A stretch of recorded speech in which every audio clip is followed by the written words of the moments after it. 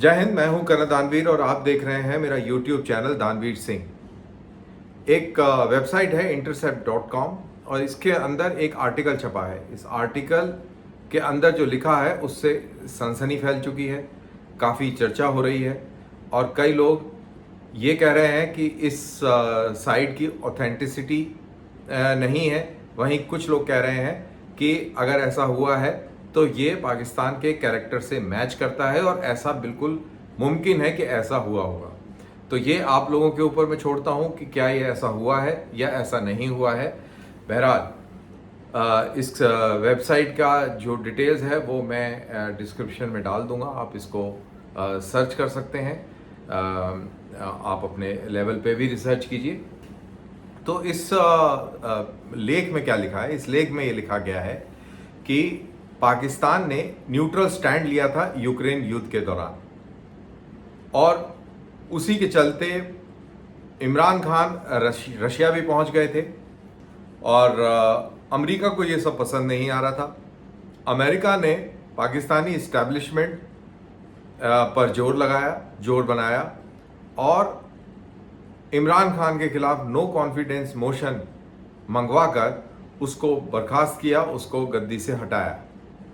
इस आर्टिकल की बात माने तो अमेरिका इसके पीछे था और फिर पाकिस्तान से ये बोला गया कि यूक्रेन को एमिनिशन और हथियार सप्लाई किए जाएं और उसके बदले आईएमएफ की एक किश्त इनको दिलवाई गई जिससे ये अपने आप को बेल आउट कर पाए और डिफॉल्ट होने से बचे। As per this article journals और इस्टेब्लिशमेंट ने इस पूरे प्रकरण में बहुत अहम रोल अदा किया है। अब सवाल ये पैदा होता है कि क्या ये सही है, क्या ये गलत है, ये सोर्सेस कितने क्रेडिबल हैं जिन्होंने इसके बारे में जानकारी दी है। इसके ऊपर चर्चा हो सकती है, इसके ऊपर सवाल खड़े हो सकते हैं।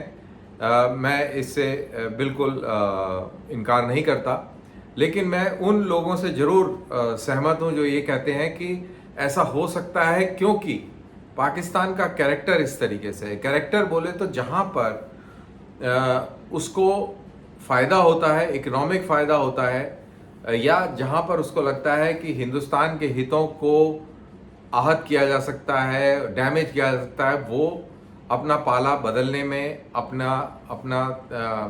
अपनी कारकर्दगी में बदलाव लाने में बिल्कुल कतई नहीं चूकता। अब ये सिचुएशन ऐसी थी कि पाकिस्तान के अंदर महंगाई बढ़ती चले जा रही थी, इन्फ्लेशन आसमान छू रहा था, डॉलर के रेट काबू में नहीं थे और पाकिस्तान की आवाम सड़कों पर थी, एहतजाज हो रहे थे, प्रदर्शन हो रहे थे और एक आक्रोश था पाकिस्तान की सरकार के खिलाफ। वहीं इमरान खान, ये इमरान खान की बात मैं कर रहा हूँ, और इमरान खान वहीं एक न्यूट्रल स्टैंड ले रहे थे, अमेरिका के खिलाफ बातें कर रहे थे और रशिया से नज़दीकी बढ़ा रहे थे, चाइना के साथ में अपनी नज़दीकी मजबूत कर रहे थे और एक स्टैंड ले रहा था वो आदमी। ये चीज़ जाहिर सी बात है ना इस्टेब्लिशमेंट में लोगों को पसंद आ रही थी और ना ही अमेरिका को पसंद आ रही थी, ना ही सऊदी अरेबिया को ये चीज़ पसंद आ रही थी और ये कह सकते हैं कि इमरान खान के खिलाफ साजिश करी गई और उसको हटा दिया गया। तो ये बिल्कुल सही लगता है और अब इस हथियारों के बेचने से पाकिस्तान को अच्छे खासे पैसे मिल रहे हैं, बेचने से भी मिल रहे हैं और साथ के साथ अमेरिका की तरफ से, आईएमएफ की तरफ से भी पैसे मिल रहे हैं और आगे आने वाले समय के अंदर बिल्कुल मुमकिन है कि कुछ ऐसे हथियार पाकिस्तान बेचे यूक्रेन को जिसके चलते पाकिस्तान की जो इकोनॉमिक सिचुएशन है उससे अमेरिका पाकिस्तान को बाहर निकाल दे।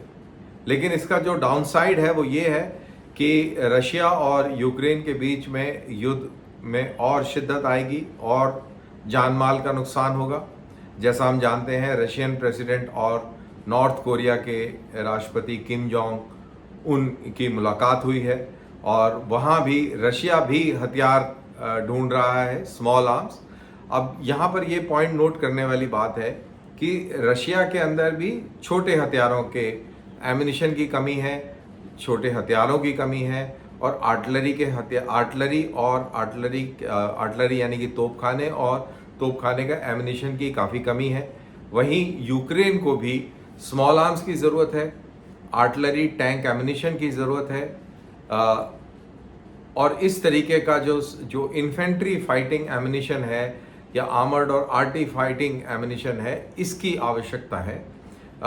जैसा कि हम जानते हैं बड़े बड़े हथियार यूरोपियन यूनियन और अमेरिका दे रहा है, लेकिन जो रशियन मूल का जो वेपन सिस्टम है और जो एमिनिशन है वो रशिया नहीं बनाता, वो पाकिस्तान बनाता है। उसका कारण ये है कि अमेरिका, करेक्शन, उससे पहले मैं रशिया बोल गया, अमेरिका ये हथियार नहीं बनाता, लेकिन पाकिस्तान ये हथियार और एमिनिशन बनाता है रूसी मूल के। उसका कारण ये है कि अफ़गानिस्तान की लड़ाई में रूसी मूल के हथियारों का इस्तेमाल किया गया, दैट इज़ AK सीरीज़ के वेपन सिस्टम, आपकी UMG, UBGS, और इसी तरीके से जो आर्टलरी सिस्टम था वो भी रूसी मूल का इस्तेमाल किया जा रहा था, क्योंकि जो मुजाहिदीन थे वो रशियन इक्विपमेंट को कैप्चर करके और दोबारा यूज़ में लेके आते थे।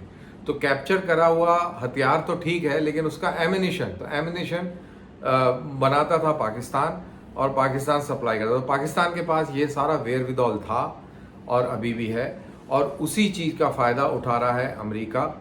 और अमेरिका ने पाकिस्तान के ऊपर जोर दिया, पाकिस्तान उस जोर के तहत दबा। उसने अपने निर्वाचित या जो भी आप कह लें सिलेक्टेड या इलेक्टेड प्राइम मिनिस्टर को एक नो कॉन्फिडेंस मोशन के तहत हटवाया, और फिर शहबाज शरीफ की गवर्नमेंट लेके आए, और इस्टेब्लिशमेंट ने फिर ये यूक्रेन वाला गेम खेला और IMF से पैसे लेने में कामयाब हुए। लेकिन इसके लिए उन्होंने अपनी सोवरेनिटी को गिरवी रखा, और जैसा कि हम जानते हैं कि पाकिस्तान अब इस संकट से कुछ समय के लिए बाहर निकल गया है। लेकिन दिलचस्प ये रहेगा कि आने वाले समय में क्या पाकिस्तान से और भी बड़े हथियारों को देने का प्रेशर बनाया जा सकता है। जब मैं कहता हूं कि बड़े हथियार, यानी कि मिसाइल्स, रॉकेट्स और ड्रोन्स, क्या वो देने के लिए भी प्रेशर बनाया जा सकता है। डिपेंड करता है कि चाइनीज़ इसमें क्या रोल अदा करते हैं, क्योंकि ये सारी टेक्नोलॉजी जो मिसाइल्स और ड्रोन्स वाली है ये चाइनीज़ है, तो शायद इतना आसान ना हो। लेकिन जब मुल्क डूब रहा है, उसको पैसे चाहिए, तो कुछ भी मुमकिन है। तो इसी के साथ मेरा ये वीडियो यहाँ पर समाप्त होता है। अपने कमेंट्स ज़रूर दीजिएगा, और ये आर्टिकल ज़रूर पढ़िएगा। इसका डिस्क्रिप्शन में डाल देता हूँ, आप इसको देखिए, अपना गूगल सर्च करिए, और आप भी अपना एनालिसिस खुद कीजिए। बहुत बहुत शुक्रिया कि आपने मेरा ये वीडियो देखा। धन्यवाद। जय हिंद।